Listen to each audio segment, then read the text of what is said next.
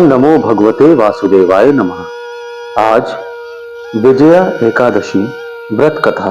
महाराज युधिष्ठिर ने श्री कृष्ण भगवान से पूछा, हे वासुदेव, फाल्गुन मास के कृष्ण पक्ष में किस नाम की एकादशी होती है और उसका व्रत करने की विधि क्या है?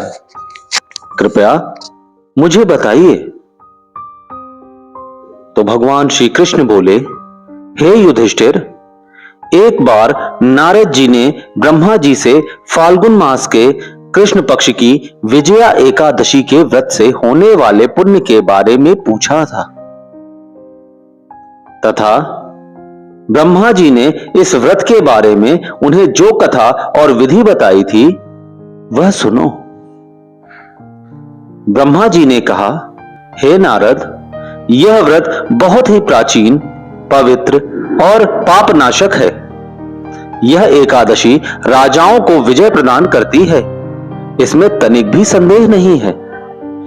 त्रेता युग में मर्यादा पुरुषोत्तम श्री रामचंद्र जी जब लंका पर चढ़ाई करने के लिए समुद्र के किनारे पहुंचे, तब उन्हें समुद्र को पार करने का कोई उपाय नहीं सूझ रहा था। उन्होंने लक्ष्मण जी से पूछा, हे सुमित्रानंदन, किस उपाय से इस समुद्र को पार किया जा सकता है? यह अत्यंत अगाध और भयंकर जल जंतुओं से भरा हुआ है। मुझे ऐसा कोई उपाय नहीं दिखाई देता जिससे इसको सुगमता से पार किया जा सके। तब लक्ष्मण जी बोले, हे प्रभु, आप ही आदिदेव और पुराण पुरुष पुरुषोत्तम हैं। आपसे क्या छिपा है? यहां से आधे योजन की दूरी पर कुमारी द्वीप में बगदाल्भ नामक मुनि रहते हैं। आप उन प्राचीन मुनीश्वर के पास जाकर उन्हीं से इसका उपाय पूछिए। श्री रामचंद्र जी महामुनि बगदाल्भ के आश्रम पहुंचे और उन्होंने मुनि को प्रणाम किया। महर्षि ने प्रसन्न होकर श्री राम के आगमन का कारण पूछा। श्री रामचंद्र जी बोले, हे ब्रह्मन, मैं लंका पर चढ़ाई करने के उद्देश्य से अपनी सेना सहित यहां आया हूं। अब जिस प्रकार समुद्र पार किया जा सके, कृपा करके वह उपाय बताएं। तब मुनि ने कहा, हे श्री राम जी, फाल्गुन मास के कृष्ण पक्ष में जो विजया नाम की एकादशी होती है, उसका व्रत करने से आपकी विजय होगी। निश्चय ही आप अपनी वानर सेना के साथ समुद्र को पार कर लेंगे।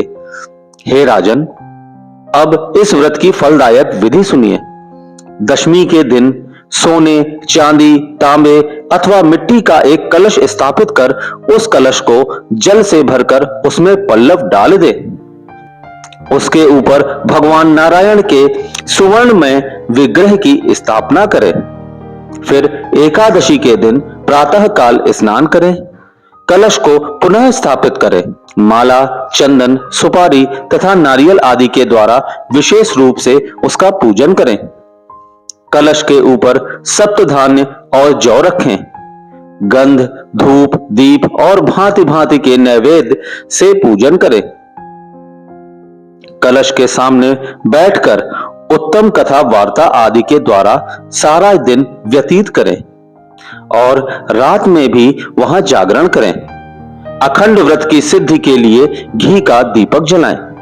फिर द्वादशी के दिन सूर्योदय होने पर उस कलश को किसी जलाशय के समीप, नदी या झरने या पोखर के तट पर स्थापित करें और उसकी विधिवत पूजा करके देव प्रतिमा सहित उस कलश को वेद वेदता ब्राह्मण के लिए दान कर दें।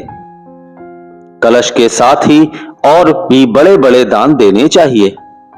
श्री राम, आप अपने सेनापतियों के साथ इसी विधि से प्रयत्न पूर्वक विजया एकादशी का व्रत कीजिए। इससे आपकी विजय होगी। तब ब्रह्मा जी कहते हैं, हे नारद, यह सुनकर श्री रामचंद्र जी ने मुनि के कथनानुसार उस समय विजया एकादशी का व्रत किया। उस व्रत के करने से श्री रामचंद्र जी विजयी हुए। उन्होंने संग्राम में रावण को मारा, लंका पर विजय पाई और सीता को प्राप्त किया। हे वत्स, जो मनुष्य इस विधि से इस व्रत को करते हैं उन्हें इस लोक में विजय प्राप्त होती है और उनका परलोक भी अक्षय बना रहता है। भगवान श्री कृष्ण कहते हैं, हे युधिष्ठिर, इस कारण विजया का व्रत करना चाहिए। इस प्रसंग को पढ़ने और सुनने से वाजपेयी यज्ञ का फल मिलता है। तो बोलिए विजय प्रदान करने वाली माता एकादशी की जय। तो बोलिए श्री हरि विष्णु महाराज जी की जय। तो बोलिए श्री कृष्ण भगवान की जय।